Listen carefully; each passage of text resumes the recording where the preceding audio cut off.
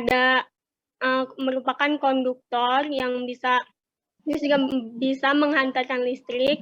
Terus ada lagi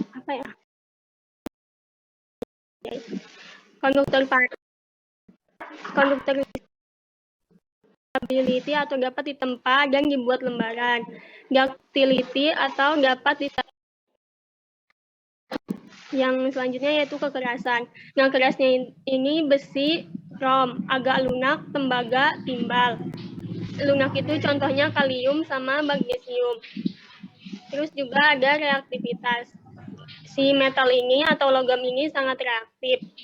Yang sangat reaktif itu merupakan yang logam alkali. Sedangkan yang reaktifnya itu besi. Terus yang non-reaktifnya itu ada platina sama emas. Selanjutnya ada fasa. Nah, fasa ini ada benda padat sama benda cair. Sedangkan yang benda cair itu contohnya merkuri. Terus selanjutnya ada non-metal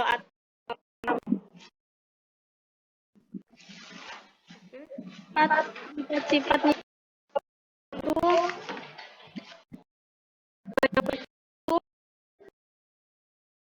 gas, cair, dan padat. Dan warnanya itu tidak mengkilap. Terus juga non-metal itu penghantar panas yang buruk.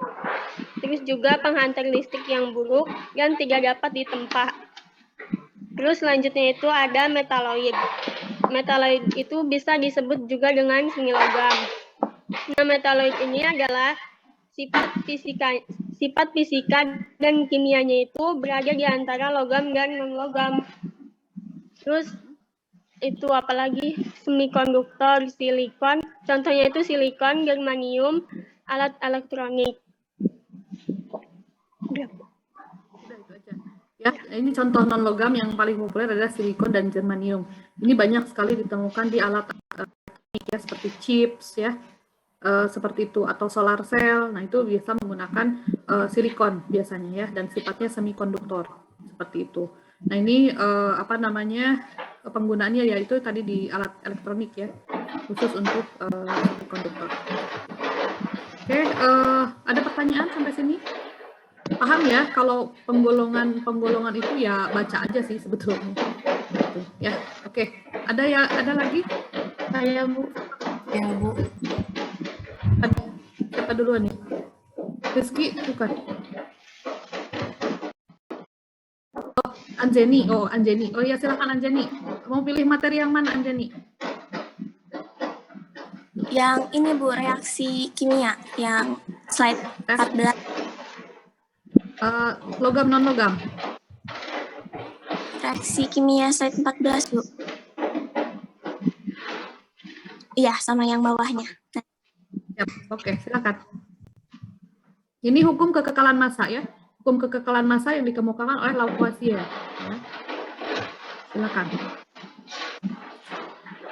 Jadi di situ tuh kan ada reaksi kimia. Nah, itu yang tulisan tidak ada yang diciptakan, yang dimusnahkan itu hukum kekekalan energi. Hukum kekekalan energi sendiri berbunyi energi total sistem yang terisolasi tetap atau konstan. Maksudnya itu yang tadi, energi tidak dapat diciptakan atau dimusnahkan, hanya dapat diubah atau ditransfer dari satu bentuk ke bentuk lainnya.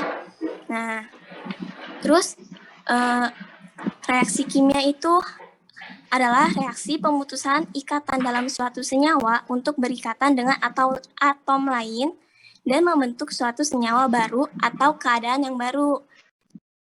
Dalam reaktan dan produk.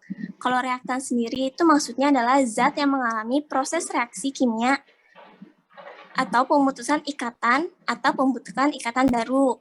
Ini reaktan nih, contohnya yang CH4 plus 2O2. Terus produk itu hasil reaksi atau yang dimaksud dengan zat yang dihasilkan setelah proses reaksi berlangsung. Nah, di sini terlihat kan ada CO